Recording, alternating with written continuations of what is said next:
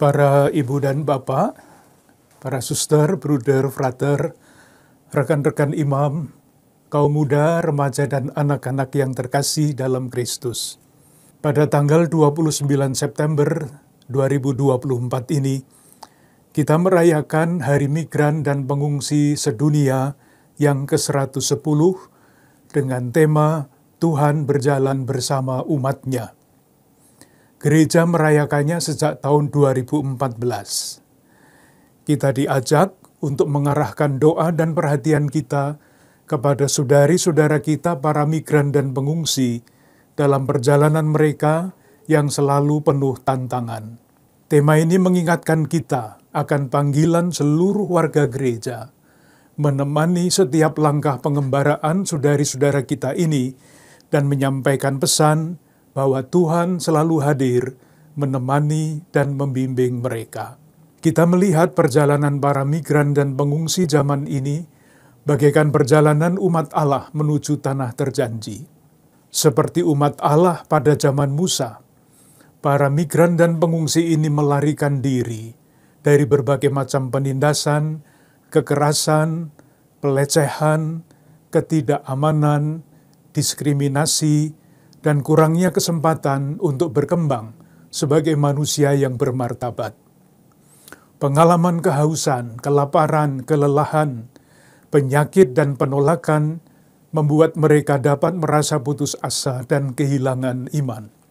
Namun di tengah-tengah penderitaan dan tantangan yang dihadapi oleh umat Allah Perjanjian Lama, senantiasa ada jaminan bahwa Allah mendahului dan menyertai umat-Nya.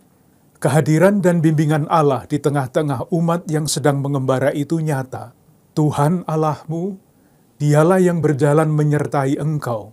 Ia tidak akan membiarkan engkau, tidak akan meninggalkan engkau. Bagi umat Allah yang keluar dari Mesir, kehadiran dan penyertaan Allah itu terwujud dalam berbagai bentuk. Tiang awan dan tugu api yang menunjukkan dan menerangi jalan. Turunnya mana dan air sebagai pemberian Allah kepada umat yang lapar dan haus. Ular tembaga yang menjamin perlindungan ilahi, dan kemah pertemuan yang melindungi tabut perjanjian. Dalam tradisi kitab suci, kemah adalah tempat tinggal yang disukai Allah. Selama pemerintahan Daud, Tuhan memilih untuk tinggal di kemah, bukan di bait suci, sehingga ia dapat berjalan bersama umat-Nya. Aku tidak pernah diam dalam rumah sejak aku menuntun orang Israel keluar sampai hari ini. Tetapi aku mengembara dari kemah ke kemah. Allah tidak hanya berjalan bersama umat-Nya, bahkan ia mengidentifikasikan dirinya dengan orang yang sedang dalam perziarahan di dunia ini, khususnya dengan saudari-saudara kita yang paling kecil, miskin, dan terpinggirkan. Inkarnasi, Allah yang menjelma menjadi manusia dan tinggal bersama dengan manusia lemah, merupakan wujud nyata kepedulian dan bela rasa Allah kepada manusia yang masih berada dalam perjalanan pengungsian di dunia ini. Yesus Kristus, Allah yang menjelma menjadi manusia, menemani dan membimbing manusia agar dapat berjalan menuju tanah yang telah dijanjikan, kediaman abadi di surga.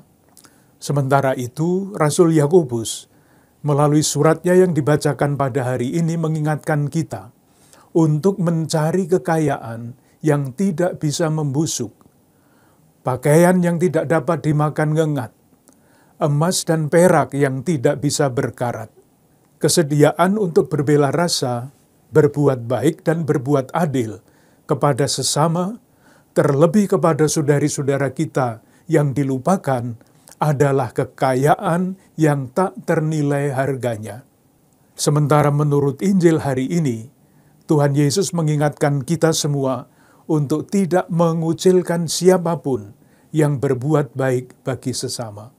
Ia bersabda, "Sesungguhnya, barang siapa memberi kamu minum secangkir air, oleh karena kamu adalah pengikut Kristus, ia tidak akan kehilangan ganjarannya." Saudari-saudaraku yang terkasih, Inspirasi kitab suci ini mengundang kita untuk memberi perhatian dan bahkan sejauh mungkin untuk melibatkan diri dalam membantu saudari-saudara kita, para migran dan pengungsi itu. Perhatian dan keterlibatan itu hanya mungkin kalau kita memahami maknanya dan konteks tempat kita melibatkan diri. Peringatan Hari Migran dan Pengungsi sedunia ini memiliki dua makna.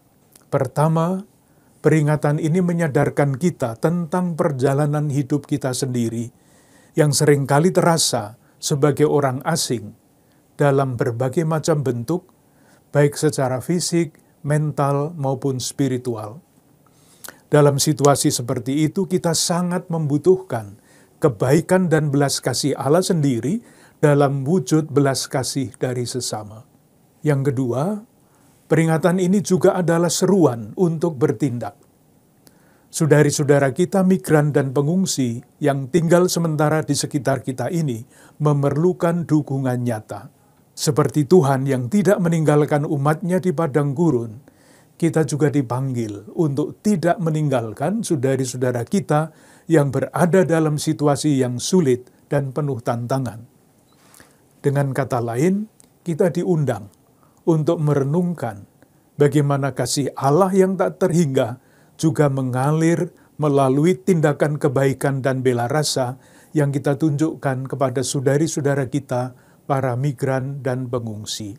Saudari-saudaraku yang terkasih, Indonesia adalah negara transit bagi para migran dan pengungsi yang melarikan diri dari negara asal mereka karena alasan mencari keselamatan.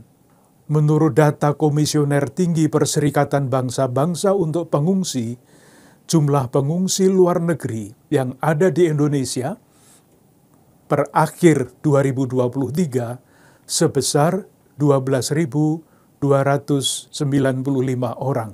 Ini tidak termasuk jumlah imigran paksa dan pencari suaka yang belum atau tidak mendapatkan status pengungsi. Dalam hal perlindungan para pengungsi, pemerintah Indonesia belum meratifikasi Konvensi Geneva tahun 1951 tentang perlindungan pengungsi.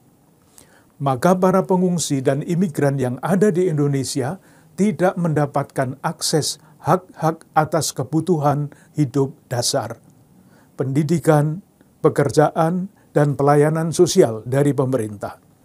Namun Indonesia telah lama memiliki tradisi untuk menerima pengungsi dan orang-orang yang membutuhkan perlindungan internasional.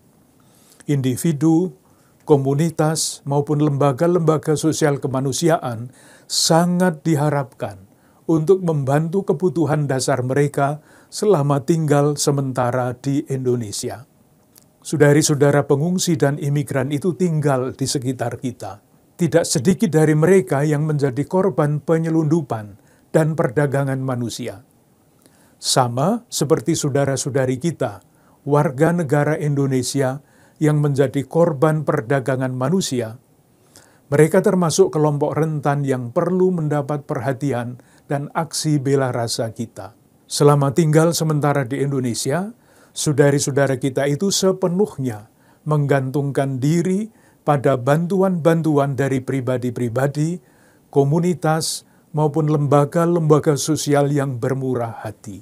Karena selama tinggal di Indonesia tidak diperbolehkan bekerja atau menjalankan usaha untuk mendapatkan pemasukan, maka saudari-saudara kita ini tidak mampu memenuhi kebutuhan dasar pangan, sandang, dan papan mereka sehari-hari.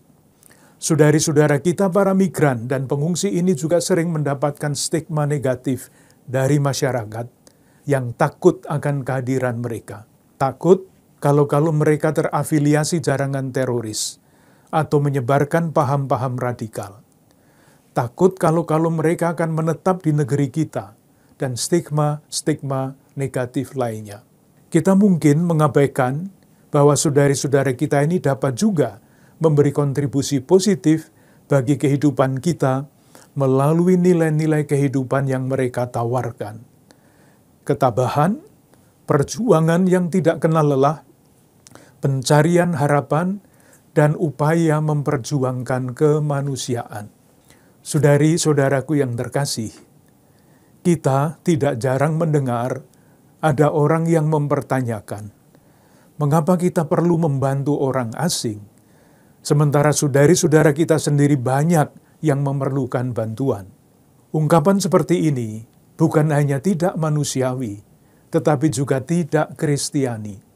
Bela rasa dan kasih Kristiani tidak memandang batas-batas negara, suku, ras, agama, dan berbagai perbedaan latar belakang lainnya. Semua manusia diciptakan oleh Allah sesuai dengan citranya, maka semua orang mempunyai martabat dan hak-hak dasar yang sama.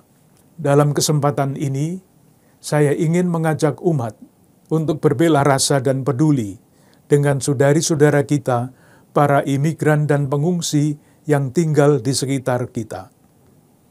Terima kasih kepada individu-individu, komunitas, paroki, lembaga-lembaga sosial gerejawi yang sudah terlibat berbela rasa dengan saudari-saudara kita ini. Saya berharap umat, komunitas, dan lembaga-lembaga kemanusiaan gerejawi di Keuskupan Agung Jakarta ini dapat terus peduli dan berbela rasa kepada saudari-saudara kita ini. Untuk aksi bela rasa, kita dapat berkoordinasi dan bekerja sama dengan pihak-pihak yang selama ini sudah melayani mereka, antara lain Lembaga Daya Dharma Keuskupan Agung Jakarta, Tali Takum Jakarta, Jesuit Refugee Service Indonesia, dan Caritas Indonesia, Konferensi Wali Gereja Indonesia. Akhirnya bersama dengan para imam, diakon, dan semua pelayan umat, saya ingin mengucapkan terima kasih yang setulus-tulusnya kepada para ibu dan bapak, suster, bruder, frater, kaum muda, remaja, dan anak-anak semua yang dengan beraneka cara terlibat dalam karya perutusan Keuskupan Agung Jakarta. Kita berharap melalui berbagai prakarsa yang kita jalankan, sekecil dan sesederhana apapun, kita terus dapat berbela rasa dengan saudari-saudara kita para pengungsi dan imigran yang sedang mencari teman dalam perjalanan. Sebagaimana Allah menemani umatnya dalam perjalanan menuju ke tanah yang telah dijanjikan kepada mereka. Salam dan berkat Tuhan untuk Anda semua, keluarga dan komunitas Anda. Bunda Maria dan Santo Yusuf, doakanlah kami.